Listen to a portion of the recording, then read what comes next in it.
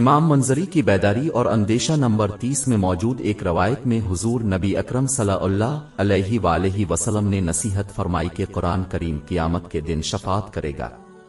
جو لوگ زمین پر اپنی زندگی کے دوران اس کی پیروی کرتے ہیں وہ قیامت کے دن اس کے ذریعہ جنت میں لے جائیں گے، لیکن جو لوگ زمین پر اپنی زندگی کے دوران اس کو نظر انداز کرتے ہیں وہ دیکھیں گے کہ یہ انہیں قیامت کے دن جہنم میں دھکیل دے گا۔ قرآن پاک ہدایت کی کتاب ہے، یہ محض تلاوت کی کتاب نہیں ہے، لہذا مسلمانوں کو چاہیے کہ وہ قرآن پاک کے تمام پہلوؤں کو پورا کرنے کی کوشش کریں تاکہ یہ یقینی بنایا جا سکے کہ یہ دونوں جہانوں میں کامیابی کی طرف رہنمائی کرتا ہے۔ پہلا پہلو اسے صحیح اور باقاعدگی سے پڑھنا ہے، دوسرا پہلو یہ ہے کہ اسے کسی معتبر عالم کے ذریعے سمجھ لیا جائے، اور آخری پہلو یہ ہے کہ اس کی تعلیمات پر نبی کریم صلی اللہ علیہ وسلم کی روایات کے مطابق عمل کیا جائے۔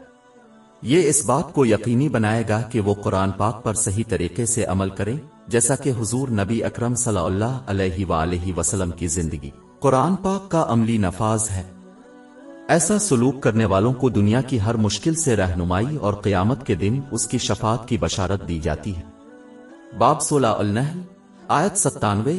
جو شخص نیک اعمال کرے گا، مرد ہو یا عورت، اور وہ مومن بھی ہوگا، تو ہم اس کو دنیا میں پاک اور آرام کی زندگی سے زندہ رکھیں گے اور آخرت میں ان کے اعمال کا نہایت اچھا صلہ دیں گے۔ لیکن جیسا کہ مرکزی روایت سے متنبع کیا گیا ہے، قرآن کریم صرف ان لوگوں کے لیے ہدایت اور رحمت ہے جو اس کے پہلوؤں پر صحیح طریقے سے رسول اللہ صلی اللہ علیہ وسلم کی روایات کے مطابق عمل کرتے ہیں، لیکن جو لوگ اس کو سمجھنے اور اس پر عمل کرنے سے گریز کرتے ہیں یا جان بوجھ کر اس کی غلط تشریح کرتے ہیں اور بجائے اپنی خواہشات کے مطابق عمل کرتے ہیں، وہ قیامت کے دن اس صحیح ہدایت اور اس کی شفاعت سے محروم رہیں گے۔ در حقیقت دونوں جہانوں میں ان کا مکمل نقصان اس وقت تک بڑھے گا جب تک کہ وہ سچے دل سے توبہ نہ کرے۔ باب 20 طٰہٰ آیت 124۔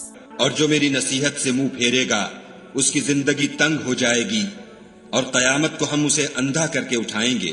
آخر میں یہ سمجھنا ضروری ہے کہ قرآن پاک اگرچہ دنیاوی مسائل کا علاج ہے، لیکن مسلمان کو صرف اس مقصد کے لیے استعمال نہیں کرنا چاہیے، یعنی قرآن مجید کو ایک آلے کی طرح سمجھ کر نہ صرف اس کی تلاوت کریں تاکہ وہ اپنے دنیاوی مسائل کو حل کر سکیں، جسے مشکل کے وقت دور کیا جاتا ہے اور پھر مسئلہ حل ہونے پر اسے دوبارہ ٹول باکس میں رکھ دیا جاتا ہے۔ قرآن کریم کا بنیادی کام دنیا کی مشکلات میں رہنمائی کرنا ہے تاکہ آخرت میں محفوظ طریقے سے پہنچ سکے۔ یہ مقصد قرآن کریم کو سمجھے اور اس پر عمل کیے بغیر پورا ہونا ممکن نہیں۔ اندھی تلاوت ہی کافی نہیں ہے۔ اس اہم کام کو نظر انداز کرنا اور اسے صرف اپنے دنیاوی مسائل کے حل کے لیے استعمال کرنا درست نہیں ہے، کیونکہ یہ ایک سچے مسلمان کے طرز عمل کے خلاف ہے۔ یہ اس شخص کی طرح ہے جو بہت سے مختلف لوازمات کے ساتھ کار خریدتا ہے لیکن اسے نہیں چلایا جا سکتا، جو کہ کار کا بنیادی مقصد ہے۔ اس میں کوئی شک نہیں کہ یہ شخص محض بے وقوف ہے۔ باب 17 الاسرا آیت 82۔ اور ہم قرآن کے ذریعے سے وہ چیز نازل کرتے ہیں جو مومنوں کے لیے شفا اور رحمت ہے، اور ظالموں کے حق میں تو اس سے نقصان ہی بڑھتا ہے۔